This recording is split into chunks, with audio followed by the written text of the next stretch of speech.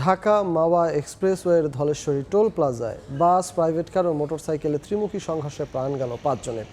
সকালে মাওয়াগামী একটি private car ও মোটরসাইকেলকে ধাক্কা দেয় ব্যাপারী পরিবহনের একটি বাস। এতে ঘটনাস্থলে মোটরসাইকেল আরোহী এক শিশু নিহত হয়। পরে স্থানীয়রা ৮ জনকে হাসপাতালে নেওয়ার পথে আরও ৪ জনের মৃত্যু হয়।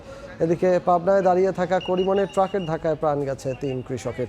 এ ঘটনায় আহত হয়েছেন আরও ৫ জন। ঘটনার পরে ট্রাকটি জব্দ করা হলেও পালিয়ে যান চালক ও হেলপার।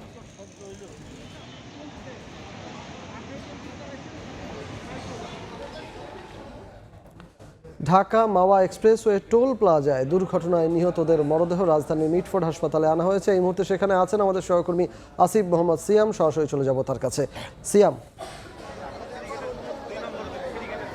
স্বজনদের আহাজারিতে ভারী হয়ে আছে স্যার সলিমুল্লাহ মেডিকেল মিটফোর্ড হাসপাতাল। এখানে সকালে ঢাকা মাওয়া এক্সপ্রেসওয়ে ধলেশ্বরী টোল প্লাজায় একটি সড়ক দুর্ঘটনা হয়, যেখানে বাস এবং প্রাইভেট কার এবং মোটরসাইকেলকে একটি বাস এসে ধাক্কা দেয় এবং সেই ধাক্কায় ৫ জন নিহত হয়, এবং প্রায় 10 জনের মতো, অন্তত 10 জনের মতো আহত হয়েছে। তো আহত এবং নিহতদেরকে sir Salimullah medical college Mitford হাসপাতালে আনা হয়েছে। আমরা যতটুকু জানতে পেরেছি যে প্রাইভেট কারে যে একই পরিবারের 4 জন ছিলেন তারা সবাই নিহত হয়েছেন এবং মোটরসাইকেলে যে একজন আরোহী ছিলেন তিনিও মারা গিয়েছেন এবং প্রাইভেট বাসের যারা আহত হয়েছেন তারা এই মুহূর্তে এই হাসপাতালে চিকিৎসাধীন আছেন।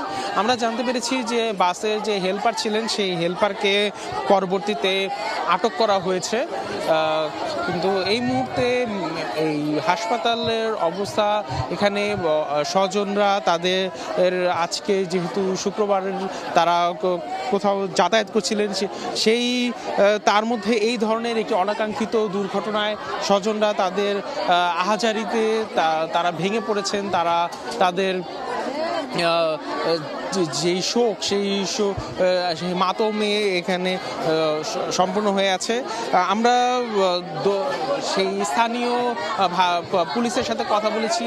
পুলিশ জানিয়েছে যে এই ঘটনার সাথে যারাই জড়িত আছে তা তদন্ত করে তারা এর সাথে যারাই জড়িত আছেন যে সেটা তারা খতিয়ে দেখবেন। এবং আমরা ধলেশ্বরী যে টোল প্লাজা, সেই টোল প্লাজা আমরা দেখতে পেয়েছি যে বাসটি একদমই দুমড়ে মুচড়ে, বাসটির ধাক্কায় প্রাইভেট কার একদমই দুমড়ে মুচড়ে গিয়েছে এবং এখন এখানে যে স্বজনরা তাদের শোকের মাধ্যমে পুরো পরিবেশ ভারী হয়েছে। তো স্যার সলিমুল্লাহ মেডিকেল কলেজ হাসপাতাল থেকে আমার কাছে ছিল সর্বশেষ।